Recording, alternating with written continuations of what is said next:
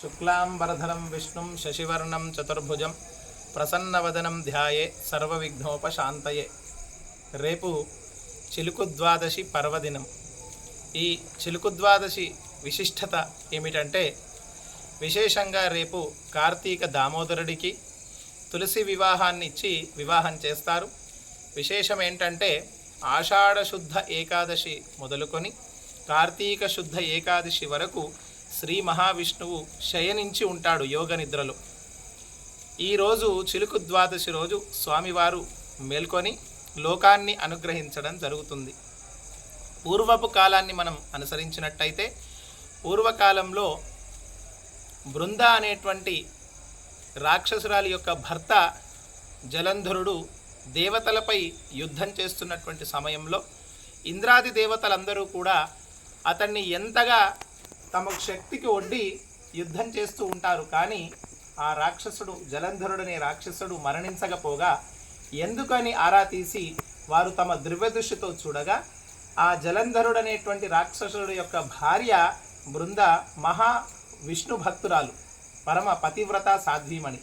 ఆమె దీక్షలో ఉండగా ఇతన్ని చంపడం కష్టమని తెలుసుకున్నటువంటి రాక్షసులందరూ కలిసి ఆమె దీక్ష భగ్నం చేద్దామని శ్రీ మహావిష్ణువును ప్రార్థించగా, శ్రీ మహావిష్ణువు ఆ యొక్క రాక్షసుడు జలంధరుడి రూపంలో ఆ స్థానానికి వెళ్ళి ఆ యొక్క బృంద చేస్తున్నటువంటి దీక్ష దగ్గరికి వెళ్ళి తన భర్త రూపంలో వెళ్ళేసరికి నిజంగానే తన భర్త యుద్ధం నుంచి బయటికి వచ్చాడనేటువంటి ఆనందంలో తన దీక్ష భగ్నం చేసేటువంటి సమయంలో ఇంద్రుడు ఆ జలంధరుడిని సంహరిస్తాడు.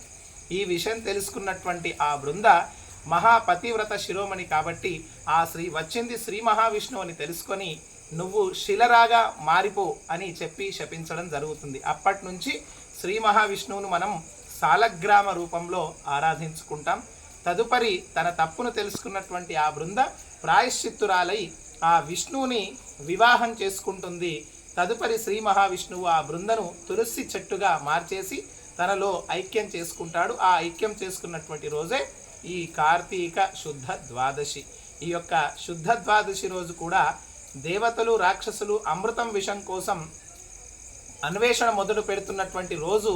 సముద్రాన్ని మథనం చేసినారు కాబట్టి ఇది మదన ద్వాదశిగా, సముద్రాన్ని చిలికినారు కాబట్టి ఇది చిలుకు ద్వాదశిగా, బృంద అనే రాక్షసురాల్ని వివాహం తులసిలాగా మార్చి వివాహం చేసుకున్నాడు కాబట్టి దీన్ని బృంద ద్వాదశిగా మనం పిలుచుకొని రేపు విశేషంగా శ్రీ మహావిష్ణువు మేల్కొన్నటువంటి రోజు కాబట్టి ద్వాదశి రోజు విశేషంగా తులసి వివాహం మనం చేస్తూ మనమందరం కూడా మన గృహాలలో ఈ విశేషంగా ఉదయాన్నే నిద్రలేచి స్నానం ఆచరించి విశేషంగా తమ ఇష్టదైవాన్ని ఆరాధించి ఉసిరి దామోదరంని ఉసిరి చెట్టులో ఆరాధించి తులసీదేవిని ఆరాధించి మనం ఆవాహన చేసి విశేషంగా కళ్యాణ మహోత్సవాన్ని జరిపితే ఆ గృహము కానీ ఆ కుటుంబం కానీ కళ్యాణం అనేటువంటి పదానికి అర్థం మంగళప్రదం అని.